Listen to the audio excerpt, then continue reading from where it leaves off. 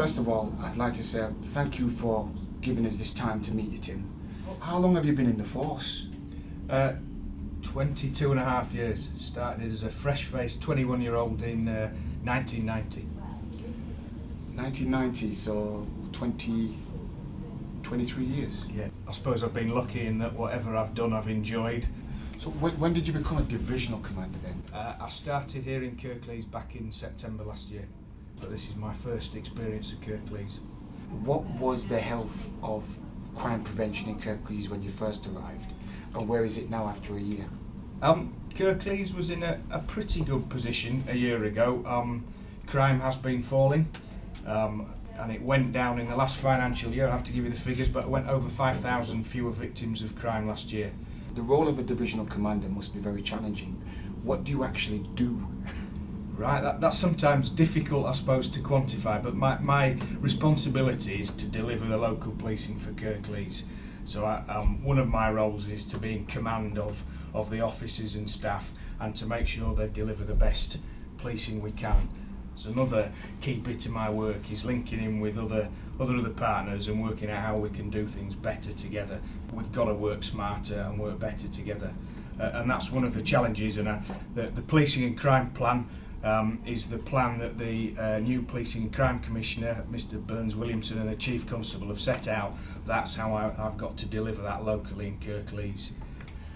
Partnerships are key in terms of crime prevention and general policing. So how does the partnership work, and can you name some of the partners that you actually work with?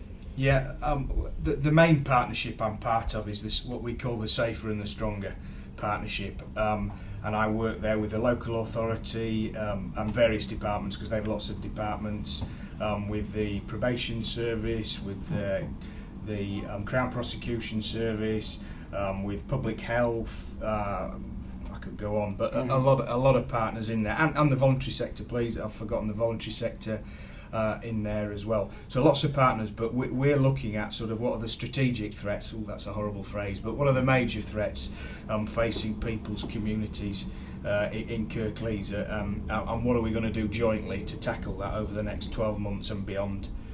Well, it's really refreshing to hear that you actually work with a whole series of other partners, but with all these austerity measures and cutbacks, how does that impact on policing, particularly frontline staff?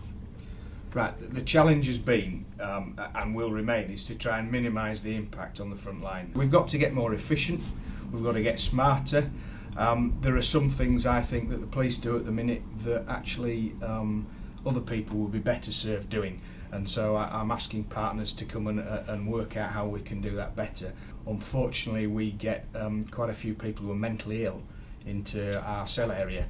I don't think that's the best place for them. I think they're ill, so that the health service should be dealing with them, and we're currently working out how we can do that better.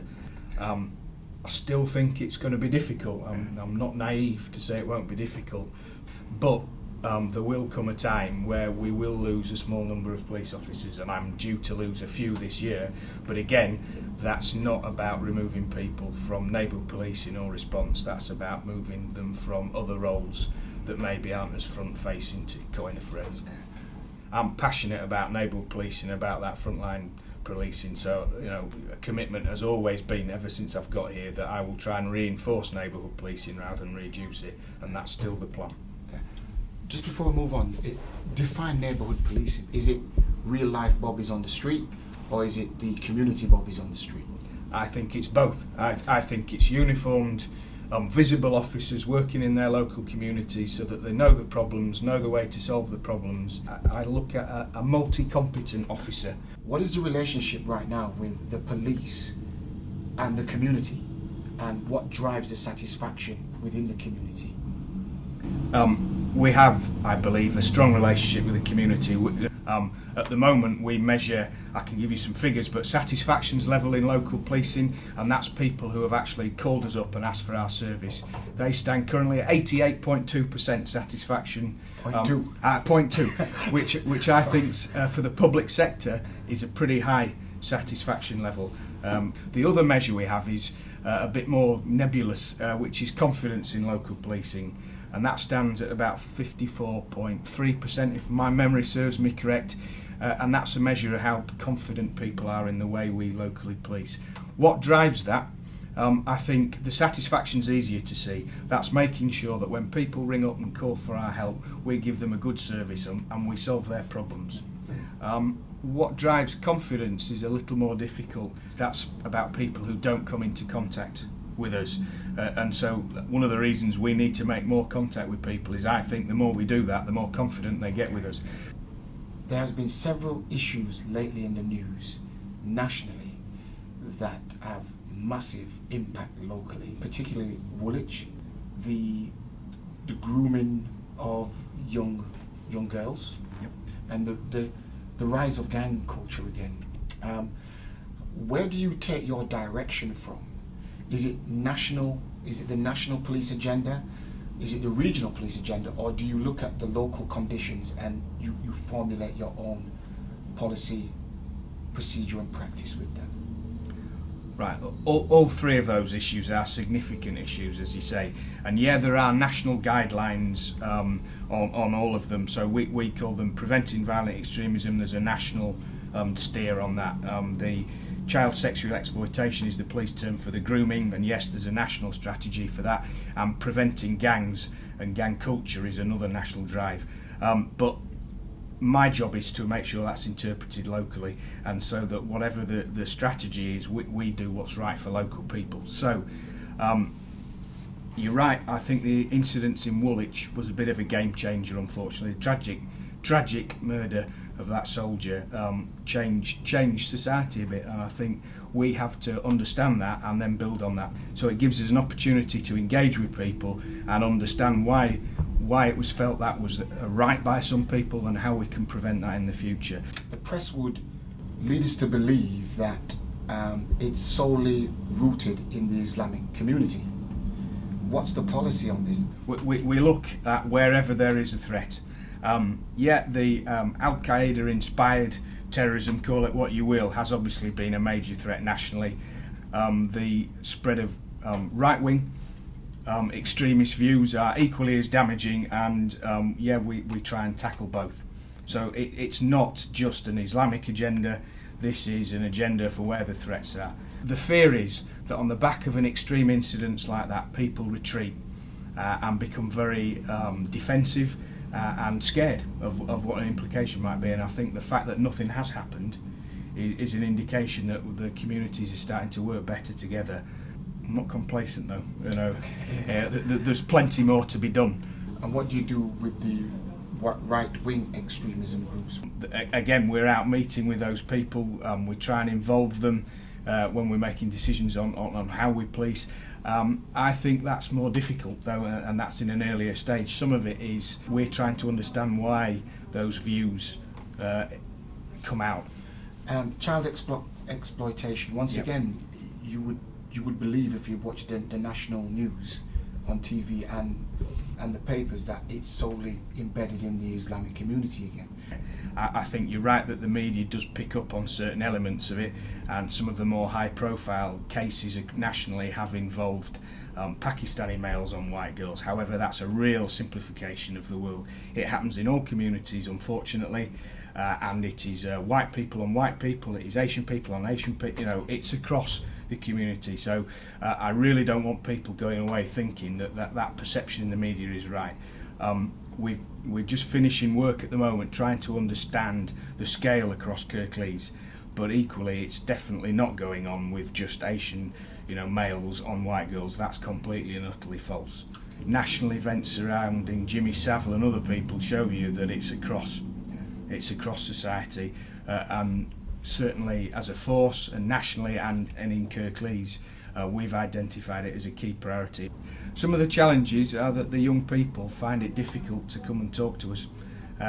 That's partly because in the past I don't think we've been particularly perceptive at listening, so we have to get alongside these girls and gain their trust so that they're willing to talk to us. And I've certainly specially trained officers, and some of their full-time role is about doing that and getting alongside people, getting their trust and finding out what's happened. Okay, so where are we at the moment in terms of community safety around this agenda? There are no what you would call high-profile rings being investigated in Kirklees at the minute. But again, I'm not being complacent. There are these people at risk. And final question around these three particular agendas is the rise of young people joining gangs. Recently, around two and a half weeks ago approximately, there was a big gunfight on one of our main roads in Kirklees. And I'd just like to ask you, do we have a definition on gangs? And you might smile on that, I know, and I know you're going to smile at that because we've talked about it. We have, and as you know, this is an area that I do have a personal interest in. I used to work in Chapeltown over in Leeds, and so I wouldn't claim to be an expert, but I certainly am somebody that takes a lot of interest in this. My definition is it's about a group. Give us an overview of it. It's a group of young people who come together, and there is normally some violence or some other criminality involved. Yet we unfortunately had that incident in Fartown area. And high-profile arrests. Yes, we've that as well. Yeah, we've had 10 arrests on the back of that. Wow. We haven't charged anybody yet, but we're ongoing with an investigation. I would call that, as we've discussed before, more about an organised crime group, and that was a fallout amongst organised crime groups. So, gangs in Kirklees. We do have some elements of young people involved in gang culture in Kirklees, and you'll know better than I do that. I'm not denying that. What our work, and you know I'm trying to start a piece of work to get a cross-partnership look at this, so that we can stop that becoming more endemic. My personal view is we're not at the level of other places in the country where there is real territorial gangs. I don't think we're at that stage yet, but I think if we don't take action now, we could get to that if we were complacent and ignored it. We do have organised criminality in Kirklees. I'd be naive if I said it wasn't there. I can't go into the details, but we are tackling that in a number of ways. The other bit of work that you know I'm passionate about is stopping people getting involved in the first place. Really what I wanted to focus on is the prevention and intervention Yes. of gang culture, because you know I've worked in the community for years, and I know some of the youngsters that we might be talking about, and they come from brilliant families. They were ambitious and dedicated to wanting to be something, but between 17 and 21 it was almost like society left them behind. And I wanted to bring this back to you about what is the police doing in terms of prevention and intervention. I remember from my work in Leeds that a lot of the things were people got involved because they didn't have anything better to do. So how do we fill that time? How do we stop that happening in the first place? So I think that's some generic work across all communities, and then that's about identifying specific individuals, those that are most at risk, and saying, okay, what can we do for this young person? How can we? That's intervention. Mm-hmm. The prevention's the wider stuff for me, then the intervention is, right, what are we going to do for that specific young person? And what's the temperature right now with regards to firearms incidents in Kirklees? Are we on top of it as a borough? Yes. I firmly believe we are. That is the first discharge we'd had. Sorry, that's a bit technical. That's the first incident where a firearm has been used and actually been fired in a number of months, and it's certainly the first one for a year where we believe it was gang related. So that's a real drop on the previous few years. I really like all of that, but what about different cultural norms and different ways you speak, particularly with, let's say, the Muslim community, the Sikh community, the Hindu community, the African descent community, the white working class community, or the white middle class community, or even rural communities? Right. We every couple of weeks. Not every couple of weeks. It is for me, but it's every 10 weeks for officers. We have a training day set aside to give a number of things, and most recently we've given our staff an update on Muslim culture and what does that mean for people's cultures and the way they are, and so we do give them training on that. So the rural community, the style of policing rural communities is completely different to the style that you police the urban area, tightly built urban area. But some of my trust in my neighbourhood policing inspectors has got to be that they know how to deliver that in their local area. They know it better than I do. Okay. As a division, Kirklees Division Police, and you're the Divisional Commander, How healthy is the service with regards to crime prevention? I think we're in a good place. I talked to you earlier about the reduction in crime, which 5,000 fewer victims of crime in the previous financial year, and we're about 200 less already this year on last year. So we're still reducing. I think we can continue to do that this year. One of our themes has also been burglary of people's houses. That's been a challenge for Kirklees. It reduced last year by 1,000, and we're a further 150 fewer on this year. So we're going in the right direction. I've asked quite a few people recently, how many burglaries do you think there are in Kirklees a day? So can I put you on the spot? How many burglary of people's houses are there in Kirklees each day? Bearing in mind there are 168,000 households in Kirklees. I'd say about 35 to 40. Okay, there's actually 5. 5? Under 5 burglaries of people's houses a day in Kirklees. Most people genuinely tend A day? So there's 5 a day. Most people tend to guess about 15 to 20 a day, but it's actually 5. Is it in any particular area, and what is the strategy for your success to reduce it down to that number?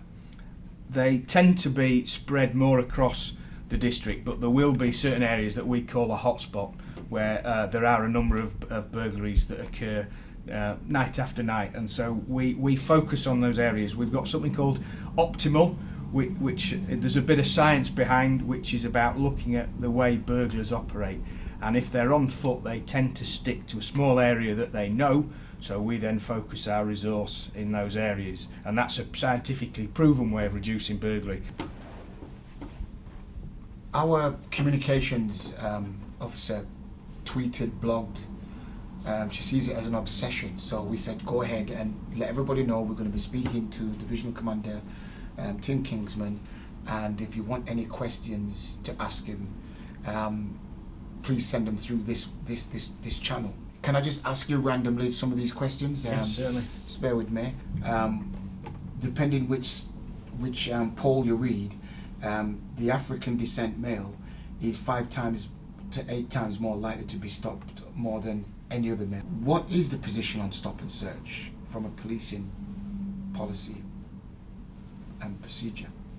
That's certainly not the case in Kirklees, that males of African descent are more likely to be stopped 5 times, certainly not. So I'd find that hard to answer that question because it doesn't happen in Kirklees. So that where there are issues to deal with, then they're using their stop and search powers properly. If they're not, I would really ask people to come and let me know. Okay, what can the police do or say to anyone who's walking down the street smoking cannabis? Right, smoking cannabis is obviously against the law.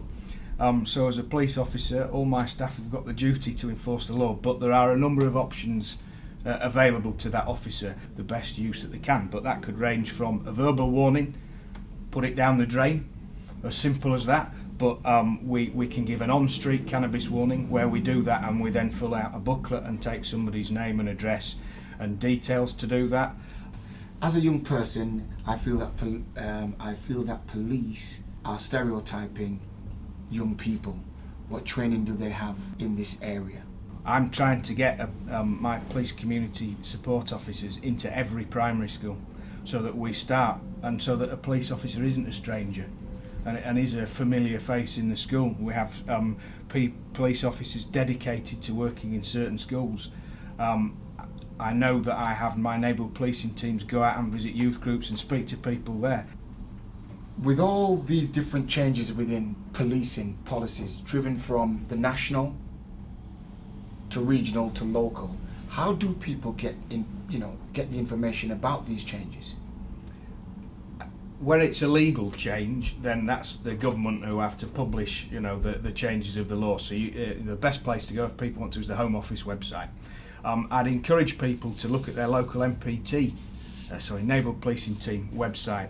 We would put in there specifics about what was changing for people in their local area. Can people talk directly to you in any sort of way, or is it more neighbourhood policing? How do we speak to Divisional Commander Kingsman if and when we need to? I'd ask people the best person to speak to actually is their neighbourhood policing inspector. I give them the authority to run policing in their areas. They know the local issues far better than I do. And this website is? If you put in West Yorkshire Police, you will then find the links from there. Final question. What would you say to the local citizens of Kirklees with regard to policing and how committed you are as the Divisional Commander and your team of officers? I would say I believe you get a pretty good police service. The policing in UK is the envy of the world, and I still think we deserve that. And overall, I want to make Kirklees a safer place. Tim, thank you very much. Thank you. Excellent. Thank you very much.